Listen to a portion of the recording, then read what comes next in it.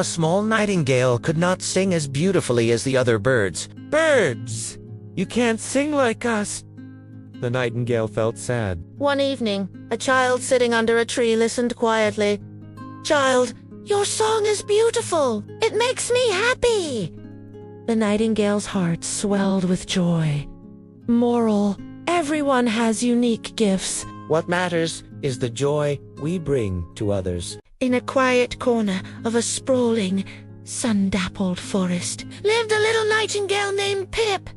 But Pip had a secret sorrow. While all the other nightingales filled the air with melodies so pure and sweet they could make the moon weep, Pip's song was different. When he opened his little beak, what came out wasn't a silvery trill, but a series of soft, rhythmic clicks and gentle 𝐸𝐞𝐫𝐬𝐞 taps. It sounded more like a tiny drum than a flute. The other birds would often stop and stare. Some would titter behind their wings, while others would simply fly away, leaving Pip alone on his branch, his heart heavy with shame. He tried so hard to mimic their beautiful warbles, practicing until his throat was sore. But his own unique sound was all he could produce. Night after night, he would listen to the forest's symphony, feeling like a single, broken note in a perfect orchestra. He began to sing less and less,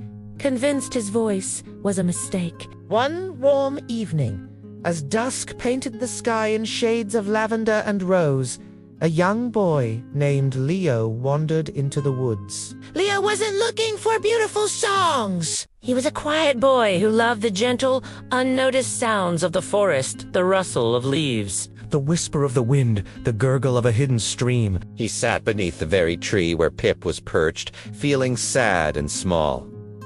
Leo felt different too. He wasn't fast like the other kids, nor was he loud. He preferred to sit and draw, lost in his own world, and sometimes felt just as out of place as Pip did. As the other nightingales began their evening concert, Leo listened. But his attention was soon caught by a different sound. Click-clack-tap. Tappity-click. It was a soft, intricate rhythm coming from the branch right above him. He looked up and saw Pip, his little chest puffed out, timidly making his sounds. Leo's face broke into a wide, wondrous smile. He didn't hear a broken song.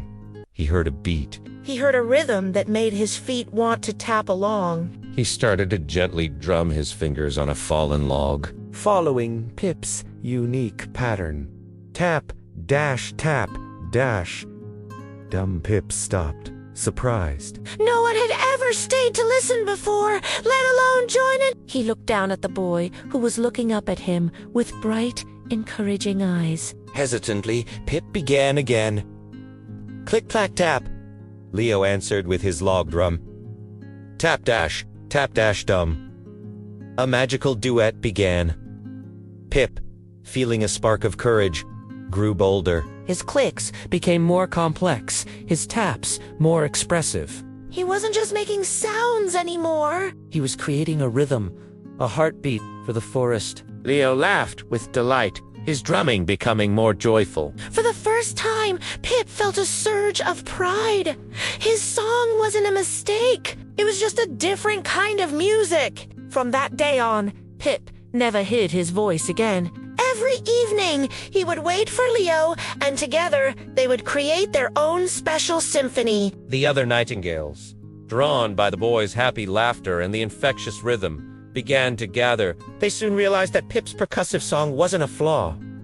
It was the foundation. It was the beat that made their own melodies even richer, adding a depth and a pulse they never knew was missing. Pip became the heart of the forest's orchestra, celebrated for the very thing that once made him feel so alone. He learned that every voice has its own purpose, and that true beauty isn't about being the same as everyone else, but about sharing the unique and wonderful gift that is yours and yours alone. Thanks so much for watching! Remember, your unique talents are what make you special. If you enjoyed this story, please hit that like button and subscribe for more. See you next time!